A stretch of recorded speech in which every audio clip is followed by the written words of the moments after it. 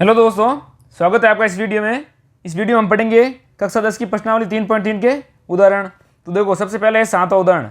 तो इसमें हमें एक विधि है, प्रतिस्थापन विधि द्वारा निम्नलिखित समीकरणों का युग्म हल ज्ञात करना है। तो जो प्रतिस्थापन का मतलब क्या होता है, एक के स्थान पर किसी दूसरे को रखना। तो देखो, यहाँ पर समीकरण हमारे पास दो समीकरण है, समीकरण नंबर 1 और समीकरण नंबर 2। तो हम क्या करेंगे, किसी एक का मान, यानी जैसे या x का या y का मान हमें 1 से y का मान निकाल के या x का मान निकाल के किसी दूसरे समीकरण में रखना होगा। तो देखो, यहाँ से मैं समीकरण 2 से x का मान निकालता हूँ। समीकरण 2 से क्या हो जाएगा, यदि मैं x को इधर रखूँ और मैं 2y को उधर भेज दूँ तो ये इधर प्लस का है, तो बराबर के दूसरी साइड जाते ही कितना माइनस का हो जाएगा। तो ये 3 माइनस 2y। तो हमारे पास ये समीकरण एक और आ गया, जिसका नाम है समीकरण नंबर 3। तो देखो, यहाँ पे सिर्फ x का मान है जो है, तो देखो यहाँ पर सिर्फ x का मान है, वो क्या है 3 माइनस 2y। अब हमें ये देखो, समीकरण जो 3 से हमें मान मिला है x का, अब जो हमें x का जो मान मिला है 3 माइनस 2y, ये समीकरण नंबर 2 से हमें ज्ञात किया था। तो वापस ये समीकरण नंबर 2 में ही नहीं रखना है, समीकरण नंबर हमें 1 में रखना होगा, तब हमें y का मान मिल जाएगा। तो देखो, x बराबर 3 माइनस 2y समीकरण 1 में रखने पर तो हमें क्या प्राप्त होगा। देखो, जहाँ पर x है वहाँ पर ये रख देंगे हम 3 माइनस 2y। तो हम क्या करेंगे, 7 इंटू 3 माइनस 2y, जहाँ x का मान है 3 माइनस 2y माइनस 15y बराबर 2। तो देखो, अब यहाँ से हमें इस 7 को कोष्ठक के अंदर गुणा करवाना पड़ेगा। तो 7 पहले 3 से गुणा होगा, तो 7 इंटू 3 हो जाएगा। फिर ये 7 माइनस 2y से गुणा होगा, तो 7 इंटू 2y बन जाएगा।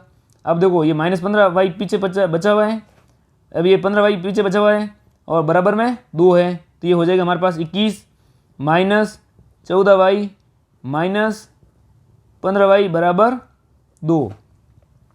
हमें यहाँ पर देखो y का मान निकालना है, हमें यहाँ पर देखो y का मान निकालना है, तो अचर पद को हम बराबर के दूसरी साइड भेज देंगे। तो ये हो जाएगा, देखो माइनस 14y है और माइनस 15y है, तो ये कितने बन जाएंगे हमारे पास, माइनस 29y। और ये जो अचर पद है इसको हम बराबर के दूसरी साइड भेज देंगे। तो यहाँ पे 2 पहले से था, तो माइनस 21 को प्लस 21 को उधर भेजेंगे, तो ये हो जाएगी माइनस के 21।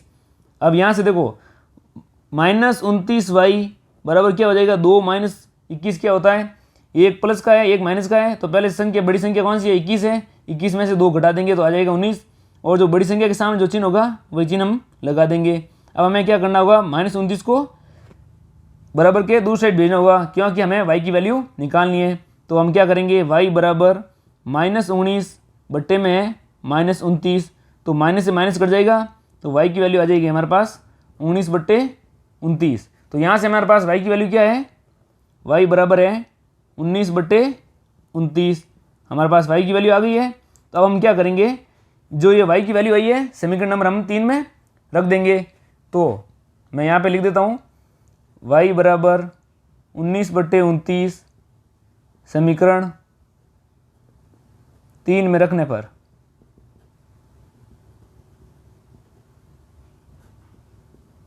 तो यहाँ से देखो x का मान निकल जाएगा, क्योंकि यहाँ पे क्या हो जाएगा, x बराबर 3 माइनस 2 इंटू वाई की जगह हम क्या रखेंगे, 19 बट्टे 29। ये हो जाएगा हमारा y का मान, यहाँ पे मैंने रख दिया है। और देखो 3 माइनस 2 इंटू 19 कितना हो जाएगा, 38 हो जाएगा, बट्टे में 29 है। अब हम क्या करेंगे, इनका एलसीएम ले लेंगे। तो एलसीएम आ जाएगा हमारे पास 29। तो देखो, 1 का भाग 29 में देंगे तो पहली बार 29 बार जाएगा और ऊपरी वाली संख्या गुणा हो जाएगी।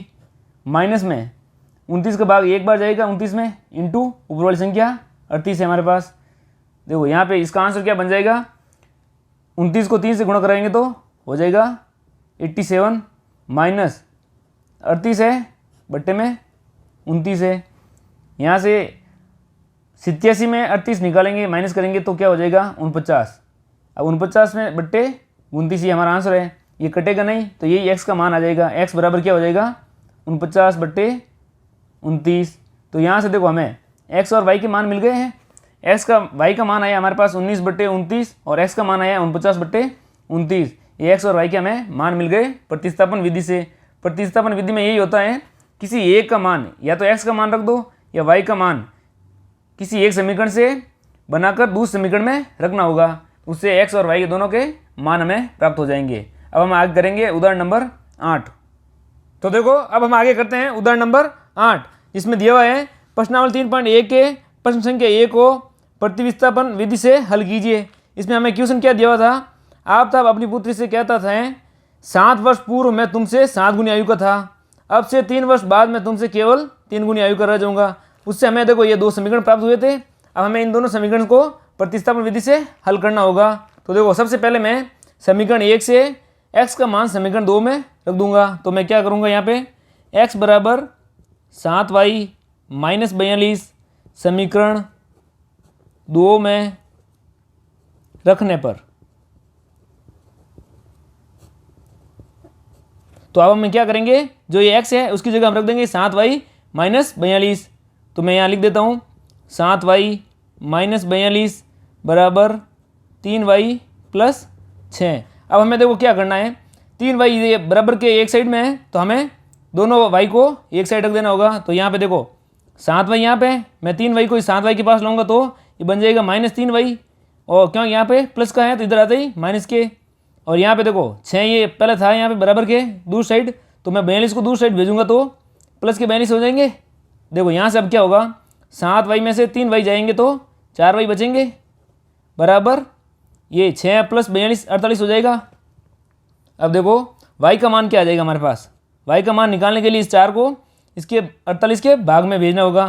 तो 48 बट्टे में 4, क्योंकि y के साथ 4 गुणे में तो यहाँ पे आते ही भाग में हो जाएगा। तो y का मान हमारे पास क्या आ जाएगा 12, यानी देखो y बराबर हो गया हमारे पास 12 वर्ष, क्योंकि उम्र दी हुई है तो ये वर्ष में होगी, y का मान यानी 12 वर्ष। अब हम देखो y बराबर 12 समीकरण या तो 1 में रख दो या समीकरण 2 में रख दो, उससे हमें x का मान मिल जाएगा। y बराबर 12 समीकरण 2 में रखने पर, तो देखो अब हम क्या करेंगे, y का मान समीकरण नंबर 2 में रख दो। तो यहाँ पे देखो मैं रख देता हूँ y का मान समीकरण 2 में, तो ये हो जाएगा हमारे पास x बराबर 3 इंटू y का मान 12 है तो ये हो जाएगा 12 प्लस 6, यानी x का मान क्या आ जाएगा, x बराबर 12 को 3 से गुणा करेंगे तो आ जाएगी 36 प्लस 6, x बराबर हो जाएगा हमारे पास 42 वर्ष। तो देखो x और y दोनों के मान आ गए हमारे पास, ये x का मान हो गया और ये हो गया y का मान, ये दोनों आंसर हमारे पास आ गए हैं। तो अब हम करते हैं आगे उदाहरण नंबर 9, जिसे हमें ये सबसे पहले हमारे पास उदाहरण नंबर 2 था, उसको हमें अब प्रतिस्थापन विधि से हल करना होगा। तो हमारे पास समीकरण क्या बने थे, उदाहरण नंबर 2 में समीकरण हमारे पास था 2x प्लस 3y बराबर 9, क्योंकि देखो जो पेंसिल की वैल्यू मानी थी हमने x मानी थी और रबर की वैल्यू मानी थी हमने y, उन दोनों का मूल्य कितना हो जाएगा 9 रुपये। अब देखो यहाँ पे वापस दूसरा समीकरण बन जाएगा हमारे पास 4x प्लस 6y बराबर 18, तो ये हो गया हमारा समीकरण नंबर 1 और ये हो जाएगा समीकरण नंबर 2। प्रतिस्थापन विधि से हमें सॉल्व करना होगा। तो देखो क्या करेंगे हम, समीकरण 1 से मैं समीकरण 1 से x का मान समीकरण 2 में रखूँगा। तो देखो मैं सबसे पहले x का मान निकालता हूँ यहाँ से, समीकरण 1 से मुझे x का मान निकालने के लिए y को उधर भेजना पड़ेगा, तो ये 3y माइनस हो जाएगा, x बराबर क्या आ जाएगा हमारे पास 9 माइनस 3y बट्टे में 2, ये हमारे पास बन गए समीकरण नंबर 3।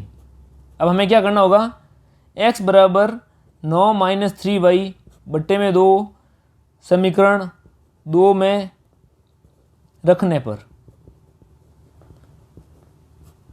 हमने समीकरण नंबर 1 से समीकरण नंबर 3 बनाया था, तो हमें अब जो ये x की वैल्यू आई है वो समीकरण नंबर 1 में नहीं रखनी है, वापस समीकरण नंबर 2 में रखनी है। तो अब देखो हम यहाँ से समीकरण नंबर 2 में इसको x का मान पुट कर देंगे, तो ये हो जाएगा 4 इंटू एक्स की जगह क्या आ जाएगा हमारे पास 9 माइनस 3y बट्टे में 2 प्लस 6y बराबर 18। तो यहाँ से देखो 2 से कट जाएगा एक बार, ये 2 से कट जाएगा 2 बार, तो ये बचेगा 2 into 9 minus 3y plus 6y बराबर 18। देखो अब यहाँ से मैं इसको 2 को इस कोष्ठक के अंदर गुणा करवा देता हूँ, तो ये हो जाएगा 9 इंटू 2 18 और 2 इंटू 3y 6y बन जाएगा प्लस 6y बराबर 18। यहाँ से देखो 6y माइनस का है और प्लस का भी 6y है, तो ये 0 बन जाएगा, तो यहाँ से हो जाएगा 18 बराबर 18, यानी कि y के अनेक हल होंगे। वाई और एक्स दोनों के अनेक हल होंगे। तो यहाँ हम कह सकते हैं अपरिमित रूप से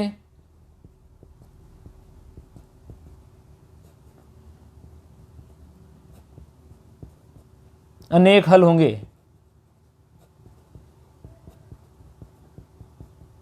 क्योंकि देखो अनंत हल होंगे। यहाँ पे देखो, यहाँ पर हमें x और y की वैल्यू हमें नहीं मिली है, क्योंकि अनेक हल हैं, इसलिए ये दोनों बराबर आ गए। 18 बराबर 18 हो गया। अब हम x की वैल्यू निकालेंगे तब भी वही होगा, और y की वैल्यू निकालेंगे तब भी हमें अनेक हल प्राप्त होंगे। तो ये क्वेश्चन यहीं पे समाप्त होता है। इसके हल हो जाएंगे अपरिमित रूप से अनेक हल यानी अनंत हल। तो अब हम आगे करेंगे उदाहरण नंबर 10। तो देखो अब हम करते हैं उदाहरण नंबर 10। इसमें क्या दिया हुआ है, अनुच्छेद 3.2 का उदाहरण 3।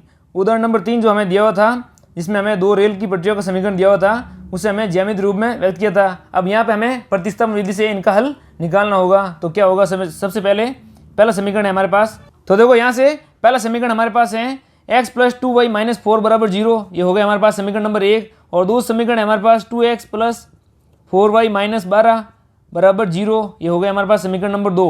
अब हमें क्या करना होगा, अब देखो हमें यहाँ पे क्या करना है, इन दोनों समीकरण में से मैं समीकरण नंबर 1 में से x का मान समीकरण नंबर 2 में पुट करूंगा समीकरण 1 से। तो x का मान मैं निकालने के लिए मुझे 4 को और 2y को मुझे बराबर के दूसरी साइड भेजना होगा। तो यहाँ पे हो जाएगा 4 - 2y, क्योंकि देखो ये 4 इधर माइनस का है, उधर जाते ही प्लस का हो जाएगा बराबर के। तो देखो यहाँ से x का मान हमारे पास क्या आ जाएगा, 4 - 2y। अब हमें क्या करना होगा, ये जो मान है x का समीकरण नंबर 2 में रख देंगे। इसको मैं समीकरण नंबर 3 दे देता हूँ। x = 4 - 2y समीकरण 2 में रखने पर यहाँ से देखो हमें क्या प्राप्त होगा, 2 × x की जगह हमें रख देंगे 4 - 2y + 4y - 12 = 0। अब मैं 2 से इस कोष्टक वाले अंदर वाली संख्या को गुणा करवा दूंगा। तो यहाँ पे क्या हो जाएगा, 2 × 4 8 बन जाएगा, -2 × 2y 4y हो जाएगा, प्लस 4y है -12 = 0। तो यहाँ से देखो हमें ये 4y माइनस किया और प्लस के 4y, तो ये 0 प्राप्त होगा। तो यहाँ से हमें 8 - 12 मिलेगा, इसका आंसर हो जाएगा -4 = 0। तो ये संभव नहीं है, -4 0 के बराबर तो नहीं हो सकता है, अतः यह कथन असत्य हो जाएगा। देखो -4 = 0 ये कथन सत्य नहीं है, इसलिए हमें इस क्वेश्चन के हल प्राप्त नहीं होंगे, क्योंकि जो भी लाइन बनेगी वो समांतर लाइनें बनेगी। तो यहाँ से हमें कोई हल विद्यमान नहीं है। तो हम यहाँ पे लिख देंगे x और y के मान हमें प्राप्त नहीं हो सकते, यानी कोई हल नहीं है या विद्यमान नहीं है। ठीक है, x और y के कोई मान हमें प्राप्त नहीं होंगे। इससे पहले वाले उदाहरण में क्या था कि 18 = 18 आ रहा था, तो हमें उससे हम क्या निष्कर्ष निकाल सकते हैं, जो भी वैल्यू आई है वह अनंत हल होंगे x और y के। तो आगे हम पढ़ेंगे प्रश्न नंबर 3.3, जिसमें हमें प्रतिस्थापन विधि से सारे क्वेश्चन हल करने होंगे। ओके दोस्तों, धन्यवाद।